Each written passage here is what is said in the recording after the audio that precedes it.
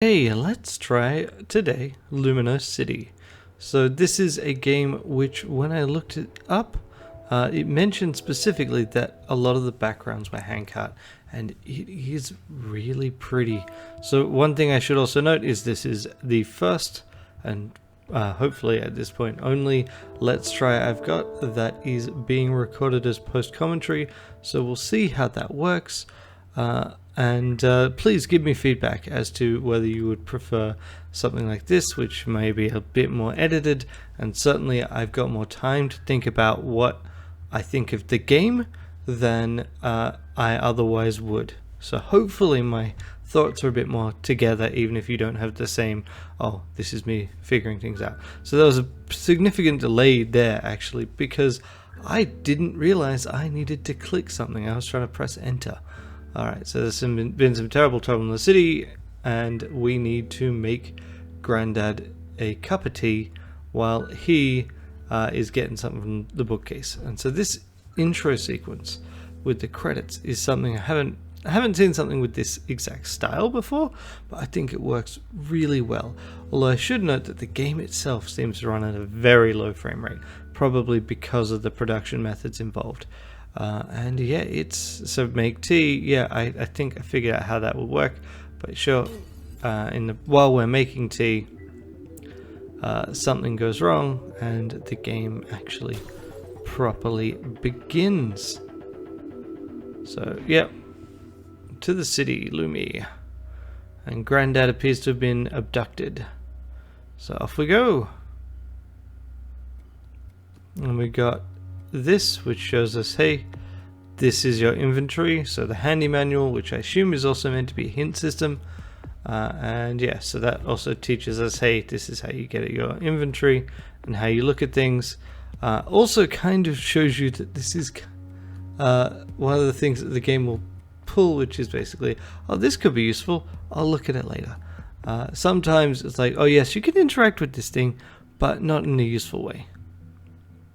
So off we go to the city, and we leave this kind of abstract art introductory diagram sort of thing to sudden 3D environment, actually one that appears to have been photographed or filmed from particular angles, and then we've been inserted in it. It just lends a degree of kind of realism that you just don't get, even though obviously this is not real. It's not pretending to be real. It's a deliberately very abstract piece, but yeah, it's really nice. I really like it. So yeah, now we just need to, it is very specifically kind of dragging us through this puzzle. One thing that I feel kind of frustrated by in general with this game is it's not obvious what I can interact with and what I can't. So yeah, I would love to see how they built this. Alright, up we go and into kind of the next area.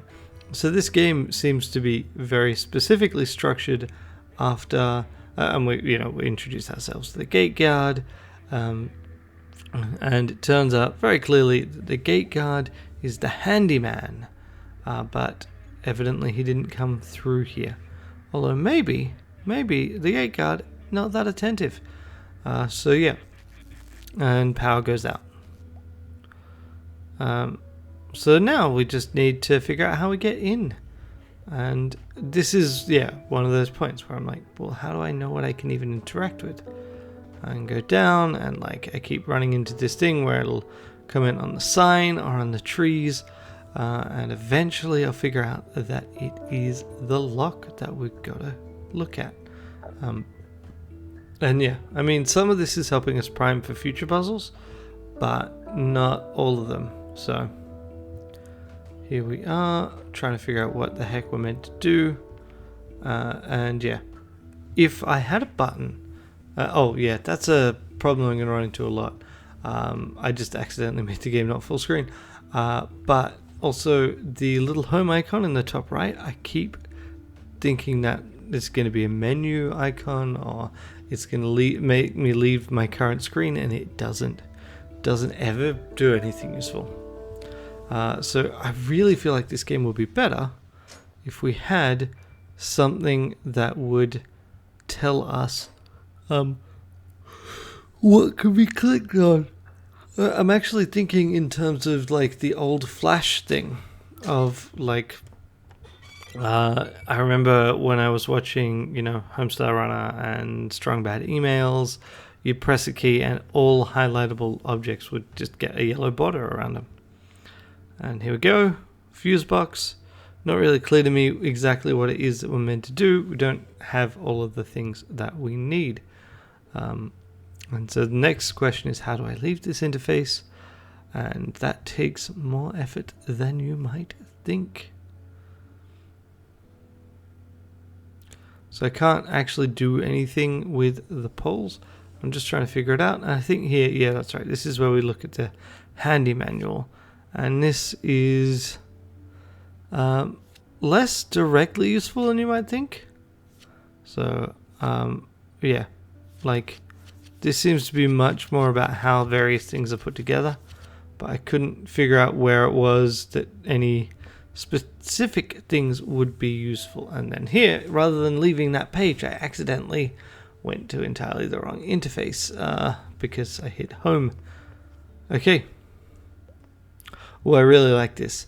The lemon recipe book, which has a thing that we'll need. It's got recipes for lemon marmalade and lemon in a lemon sauce. Like, if life gives you lemons, well, I guess you got to come up with a bunch of recipes which will use basically just lemons. And yeah, I remember Granddad saying you can never have too many lemons. I wonder why. So we take all of the lemons, and then we try and figure out what we're meant to do here.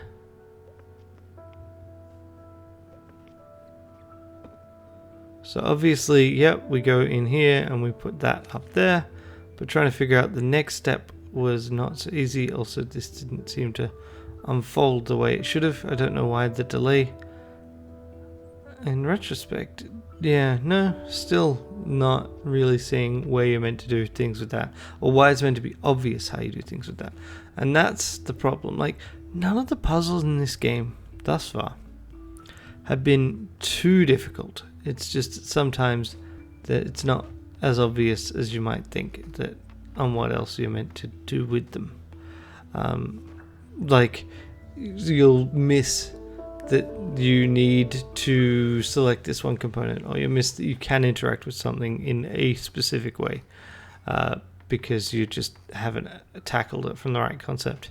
So here I'm actually solving the next puzzle before I'm solving the old one, and I do like being able to work on multiple puzzles at the same time. Thank you, game. But obviously it does specifically state that we can't do this yet because we need power, and first we gotta fix the fuse box by powering it with something we've already picked up. We haven't picked up on just yet. So I guess part of this is to just teach you that, hey, sometimes you're gonna need to use more than one item from your inventory on a puzzle. I do wonder what the expected age group is for this game, as with all of these games. But yeah, one thing I should do is look and see if I can find kind of a making of for this game. And if I do, I'll make sure I put it in the description below. So here I'm just trying to figure it out because I'm expecting what I've missed here is that you can stick a lemon through multiple pins. And so right now I'm thinking you have to stick it in the middle, and it's not as obvious as you might think that that's not the case. And also right now it's looking like, oh, I've got to stick it on the X's, when obviously I don't. And let's see, at what point do I figure it out? I think when at some point I'm gonna, it's like, it'll go through wherever. Wait, what if it goes through 2? Yeah, and then suddenly this becomes a lot more obvious. It's how do we arrange the lemons such that each lemon goes through a plus and a minus without going through an X. So there is, in fact, a bunch of videos by State of Play Games, or on various channels, which go through how this game was made. So I will absolutely link to them. Yeah, because this game is really pretty in its own way.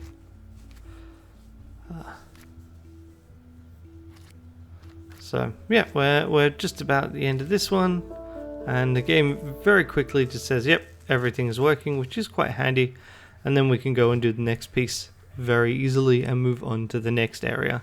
So that seems to be the theme, is that each area will have kind of an exit puzzle that will require you completing another puzzle before you can complete the exit puzzle. I'm curious as to just how many areas the game's going to have, but it is kind of a game where you can see the general structure and you can see how it would kind of keep going. And yeah, I'm definitely interested in doing it.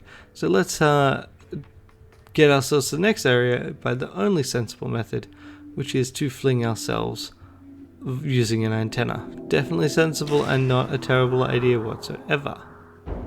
Here we go. And there's the mayor's cat coming down to say hey.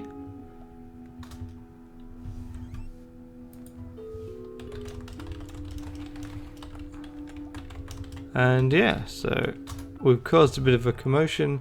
People have shown up and they're telling us, hey, chase the cat. So that tells us where we actually need to go. And that's what we're going to do. We're going to chase the cat.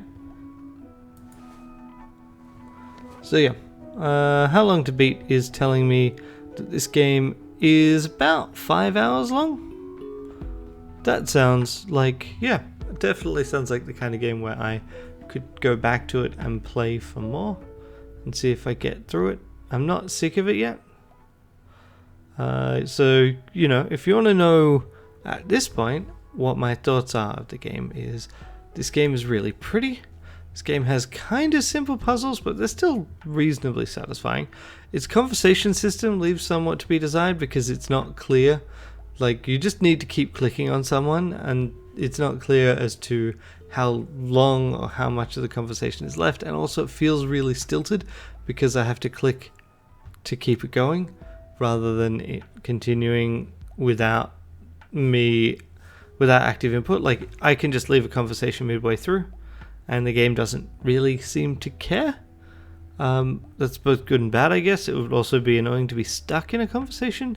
But yeah, so the mayor is forgetful, she's old, she really likes the handyman, who is our grandfather, but Bartholomew, yes, that's right, but she also hasn't really been that active doing things right now. Someone else has taken over the city, and maybe they've decided to kidnap Granddad. Maybe Granddad is somewhat of a troublemaker, who knows. So let's see. At this point, I think I kind of get a bit sick of it. So it's like there's something about the bandstand and cogs and clockwork. So we know that's what we need for the next thing. There's something here about the library club. I'm not sure if that will come back. And yeah, she's also, I guess, implied to be a bit of a crazy cat lady. I generally feel like the rule of the thumb is you want no more than like the number of people in the household in cats. Maybe one more if you if you're living alone, but you want 2 cats to be able to play with each other. Then yeah, it occurs to me, looking at this again, that there no, I was about to say I think there may in fact be 2 different solutions. And we can see here that each cog has a specific direction, so you shouldn't put it on backwards, even though cogs don't have that, but whatever. So we know that everything has to go red, blue, we don't know exactly how, and so spacing isn't quite working out right now, so need to figure out what needs to be done there. So here is the sticking point. If that red one is there, it doesn't work, but we can't put the other one there because it doesn't connect, and that one's too big. So what do we do? We can't put that red one there, so I guess that green one really does need to be there. So what can we do about that? And so I'm trying the old solution and finding it still doesn't work, but here we go. So none of the puzzles thus far have been so complicated that it takes too much time to deal with once we get going. We also probably should have been able to tell that we were going to finish on a blue since we started on a red, but I guess we've got two different dead ends here, so since it forks, we don't actually know that will be the case. There we go. We're done. We talk to the mayor, and the mayor's like, "Who are you? Why would you want to do that?" So helpful. But yeah, let's explore town a bit, and then I think at the end of this is where I'm going to cut it. So we're going for a slightly shorter video than what I actually recorded. I recorded through not just this immediate area, but the next area as well. It's definitely some cool puzzles. I think the key thing that this game has going for it, and it's quite a good gimmick, is this handcrafted, photographed art style for a point-and-click adventure. Like, it's a level of detail, I'm sure it took ages to produce, but it's a level of detail that you just can't get in actual computer graphics. And it's novel, which I value fairly highly, and yeah, it's just really pretty. And yeah, so it was better in the old days, or it was worse in the old days actually. Things were smaller then, things are bigger now. But yeah, so let's see. I'm like, I need to do something with this to get to the next area. One of the things I find frustrating, I guess, about this particular puzzle is it doesn't, to me, look like I need it. It's because the red structure in the upper right is actually higher, apparently, than the mayor's house. But it's not clear to me from the way things look. So here we are. So I'm like, okay, now I need to solve this puzzle. This looks like a fairly standard rotational thing. And we know exactly where things should be. So let's do that. So we've done this. I don't quite get why the bandstand's moving the way it does there, but yeah. So the key question is what is down. But it looks like we're pretty close. Just need to realize that the outer ring is actually one off. Well, not one off. 180 degrees off. One of the good things about this game is that you don't you don't need to submit your puzzle solution, right? You just need to get it to the right spot. And I guess that is a way of simplifying puzzles, because ultimately what that does is it means that you can just stumble across it. If I had to kind of hit that like stair icon every time, although I guess here I did, but a lot of the time I don't need to submit the solution. I just need to get it to the state where I think I'm working for it, and then it'll do it automatically. But yeah, so we're done with this. It's a pretty game. It's a pretty nice, relatively simple point-and-click adventure. It's got a very unique look that I'm sure was very labor intensive, and I'd love to know more, but I guess that will be for me to find out.